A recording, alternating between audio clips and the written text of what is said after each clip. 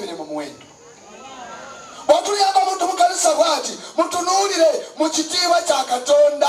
Katonda alina kyamuzze amukukusizza. Abamu abayisa mu ttanuulu za miriro, abalala bayisa mu bizibu, n'amanya nti ono okutegeera Katonda alina kugenda Luzira. Musajja n'agenda Luzira mu kkomera tamanyangako bya Katonda. Ennaku n'emukuba ne bamusalira emyaka 7 ng'ali mu kkomera egiri n'egendangayo n'emuwa essuubi. N'agamba nti obulamu bwange mmwe namanya emyaka 7 ensenyize kansenge Yesu Kristo Mukama waffe. Kati emyaka 7 Yesu yamuwundira Luzira. Kati ng'ajja mu kanisa ng'omusimbamu oluseke. Tolabanga gwogwana okuddayo emyaka 7 Luzira.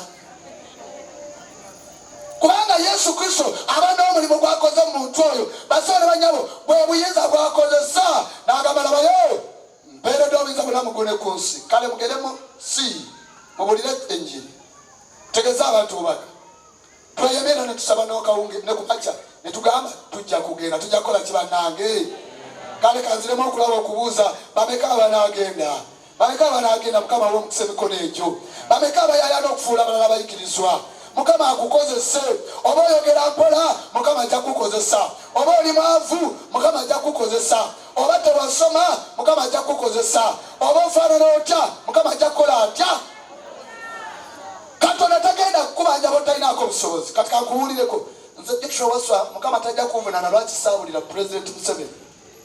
Kubanga n'okumutuukako sisobola. Naye Honorable Babalanda asula mu State House ng'ate mu Adventist yali ayamukulebe. Katonda agenda kukubanja accountability gy'olinako obusobozi. Gwe Pastor Joshua mutayitoyo walina obusobozi okusinkana bano abali mu Cathedral wetu abali mu gundi wetu bwe sigenda bwe buzibu naye katwaloba Katonda batajja kuvunaana.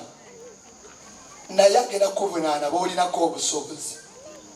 Otegedde bulungi? B'olinako obuki? Obusobozi.